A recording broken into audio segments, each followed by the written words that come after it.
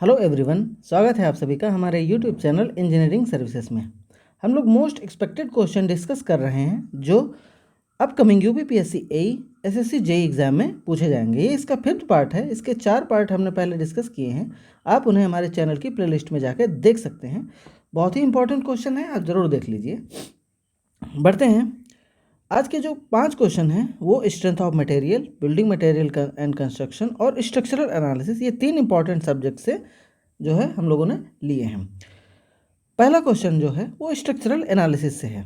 इसमें पूछ रहा है कि फॉर द ट्रस, ये जो ट्रस दी गई है shown in the figure, the force in the member P Q, ये जो मेंबर पी क्यू है इस मेंबर में कितना फोर्स लग रहा है वो हमें कैलकुलेट करना है। तो इस क्वेश्चन को सॉल्व करने के लिए सिंपल है। एज्यूम करते हैं कि यहाँ पर एक हॉरिजॉन्टल रिएक्शन एच पी लग रही है और यहाँ पर एक हॉरिजॉन्टल रिएक्शन एच एस लग रही है और ये यहाँ पर एक फोर्स भी लग रहा है। तो क्योंकि ये सिंपली सपोर्टेड है तो अगर हम यहाँ पर मोमेंट लेंगे तो मोमेंट की वैल्यू क्या होगी, एट पॉइंट एस हमारी 0 होगी। तो जब मोमेंट लेंगे तो यहाँ पर एक ये आएगा और यहाँ पर एक मोमेंट यहाँ पर ये आएगा। तो क्या हो जाएगा, एच पी क्योंकि क्लॉकवाइज डायरेक्शन में है इसीलिए प्लस, इनटू इसके परपेंडिकुलर डायरेक्शन, परपेंडिकुलर लेंथ कितनी है, एल, ये हो जाएगा प्लस यहाँ पर फोर्स एफ, ये भी क्लॉकवाइज लगेगा इसीलिए एफ, और इसकी परपेंडिकुलर डायरेक्शन जो लेंथ है वो एल है। तो ये वैल्यू क्या हो जाएगी, 0 हो जाएगी। यहाँ से H P is equal to क्या आ जाएगा, माइनस एफ। माइनस यहाँ पर क्या रिप्रेजेंट कर रहा है कि ये इस तरीके से न लग करके ये अपोजिट डायरेक्शन में लग रही है। ठीक है, तो H P is equal to क्या हो जाएगा, एफ, लेकिन अपोजिट डायरेक्शन में। ठीक है, ठीक। अब हमें क्या करना है, हमें फोर्स की वैल्यू कैलकुलेट करनी है इस मेंबर में। तो इस पॉइंट पर जो नेट फोर्स क्या होंगे वो 0 होंगे। इस पॉइंट जो P है यहाँ पर नेट फोर्स क्या होंगे, 0 होंगे। तो एक तो एच पी लग रहा है और एक हमने एज्यूम किया है कि force in member P Q ये लग रहा है। ठीक है, तो हम लोग जानते हैं कि जो इस डायरेक्शन में फोर्स लगते हैं वो पॉजिटिव होते हैं और इधर वाले नेगेटिव होते हैं। तो क्या हो जाएगा, minus H P plus F P Q, ठीक है, इज इक्वल टू 0। तो H P is equal to क्या हो जाएगा, F P Q. H P की वैल्यू कितनी है, एफ, और एफ पी क्यू हमारा क्या आ जाएगा, एफ आ जाएगा, जो हमारे ऑप्शन नंबर ए में दिया है। तो हमारा आंसर क्या हो जाएगा, ए हो जाएगा। बढ़ते हैं नेक्स्ट क्वेश्चन की तरफ। नेक्स्ट क्वेश्चन जो है वो स्ट्रेंथ ऑफ मटेरियल से है। इंपॉर्टेंट सब्जेक्ट है और अच्छा क्वेश्चन है। इसमें क्या है कि फॉर अ मटेरियल, कोई मटेरियल है जिसकी मॉडुलस ऑफ इलास्टिसिटी ई है और मॉडुलस ऑफ रिजिडिटी एन माना गया है, और ये देखा गया है कि जो ई की वैल्यू है वो 2 टाइम्स है मॉडुलस ऑफ रिजिडिटी के। तो हमें क्या कैलकुलेट करना है, बल्क मॉडुलस उस मटेरियल का कैलकुलेट करना है। तो हमें पता क्या होना चाहिए कि ई, एन और के बीच में क्या रिलेशनशिप होती है वो पता होना चाहिए। तो हम जानते हैं कि क्या होता है, E is equal to 9KN divide by N plus 3K divide by N plus 3K होता है। ठीक है, तो ये हमारा रिलेशनशिप होता है E, K और N के बीच में। तो वैल्यू सब्स्टिट्यूट करते हैं। E की वैल्यू कितनी है, इक्वेशन में गिवन है यहाँ पर, E इज इक्वल टू है 2N। तो 2N इज इक्वल टू कितना हो जाएगा, 9KN। यहाँ से n कॉमन लेंगे तो 1 प्लस क्या हो जाएगा, 3K अपॉन n हो जाएगा। तो n से n कैंसिल आउट हो जाएगा, क्रॉस मल्टीप्लाई करते हैं तो क्या हो जाएगा, 2n 1 plus 3K divide by n is equal to 9K। 2n से अंदर मल्टीप्लाई करिए तो क्या हो जाएगा, 2n प्लस n से n कैंसिल आउट हो जाएगा और ये हो जाएगा 3 into 2 is equal to 6K। ठीक है, इज इक्वल टू 9K। ये उधर जाएगा और 9K में से 6K लेस हो जाएगा तो क्या हो जाएगा, 3K हो जाएगा। 2n की वैल्यू कितनी है, E, 2n को क्या लिख सकते हैं, E लिख सकते हैं। तो E इज इक्वल टू हो जाएगा 3K। हमें कैलकुलेट करना है K, तो K इज इक्वल टू हो जाएगा E बाई 3 और हमारा आंसर क्या निकल के आ जाएगा, C आ जाएगा। ये अच्छा क्वेश्चन है। ये रिलेशनशिप आप लोगों ने कॉलेज में पढ़ी होगी, ठीक है, डिप्लोमा में या इंजीनियरिंग में, बीटेक में, तो इसको आप याद कर लीजिए। बढ़ते हैं नेक्स्ट क्वेश्चन की तरफ।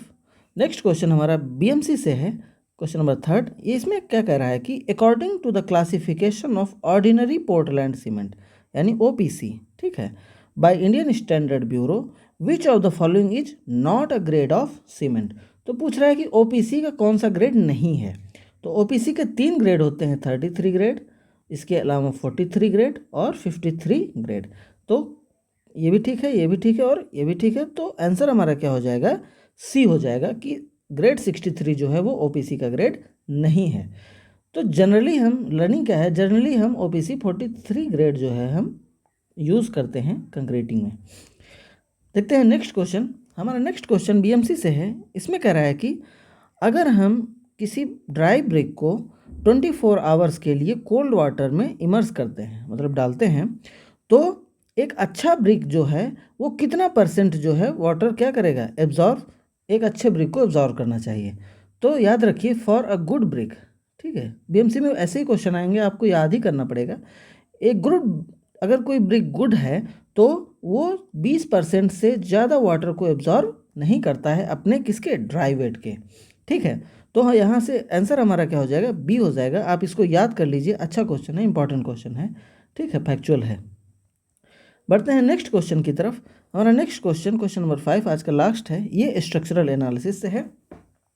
अच्छा क्वेश्चन है, पढ़ते हैं क्या है।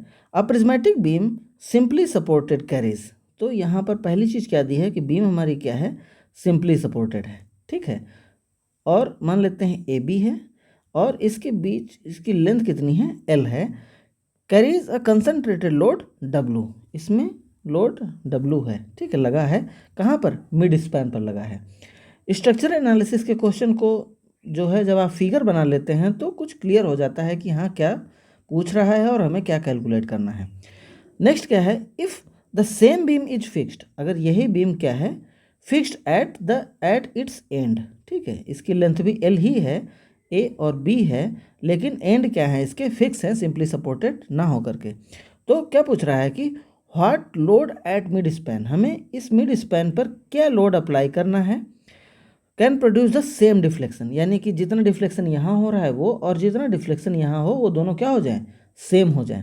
तो Δ1 इज इक्वल टू यहाँ से Δ2 हो जाएगा, ठीक है, यानी इसका डिफ्लेक्शन और उसका डिफ्लेक्शन क्या होगा, सेम होगा। अब हमें कंडीशन याद रखनी है, बहुत सारे लोगों को याद भी होगी, नहीं याद है तो याद कर लीजिए कि बीम सिंपली सपोर्टेड है और मिड स्पैन पर, ठीक है, बिल्कुल मिडिल में पॉइंट लोड लगा हुआ है, तो वहाँ से डिफ्लेक्शन क्या होता है, WL3/48 EI, ये होती है डिफ्लेक्शन।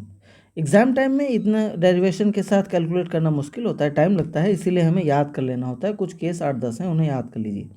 सपोज दैट यहाँ लोड P लग रहा है जो हमें कैलकुलेट करना है, और अगर बीम हमारी, अगर हमारे एंड क्या हो, फिक्स हो, ठीक है, तो वहाँ पर डिफ्लेक्शन की वैल्यू क्या हो जाएगी, PL3, मान लेते हैं P लगा है जो हमें कैलकुलेट करना है, डिवाइड बाई 192 EI। तो एज पर कंडीशन क्वेश्चन जो क्वेश्चन में दी है उसके अकॉर्डिंग Δ1 और Δ2 क्या होंगे, सेम होंगे। वैल्यू सब्स्टिट्यूट करते हैं, WL3/48 EI is equal to PL3/192 EI। यहाँ से EI कैंसिल हो जाएगा, 48 को 4 से मल्टीप्लाई करेंगे तो 192 मिल जाएगा, L3 से L3 कैंसिल आउट हो जाएगा, तो W is equal to P/4 हो जाएगा। हमें क्या चाहिए, P, तो P इज इक्वल टू हो जाएगा 4W। तो याद रखने वाली ये कंडीशंस हैं, एग्जाम में पूछी जा सकती हैं, हो सकता है डायरेक्ट ही पूछ ले कि डिफ्लेक्शन की वैल्यू क्या होगी अगर सिंपली सपोर्टेड बीम है, डिफ्लेक्शन की वैल्यू क्या होगी और अगर फिक्स्ड बीम है दोनों एंड पर।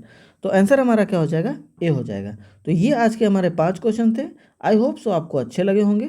आप हमारे प्लेलिस्ट में जाके चैनल की ये 5 पार्ट आप देख लीजिए, आपको बहुत अच्छा लगेगा, बहुत अच्छी लर्निंग आपको मिलेगी। तो thank you, that's all for the day. हमारे चैनल को नहीं सब्सक्राइब किया है तो प्लीज़ सब्सक्राइब करें, मोटिवेशन होगा। Thank you, keep learning.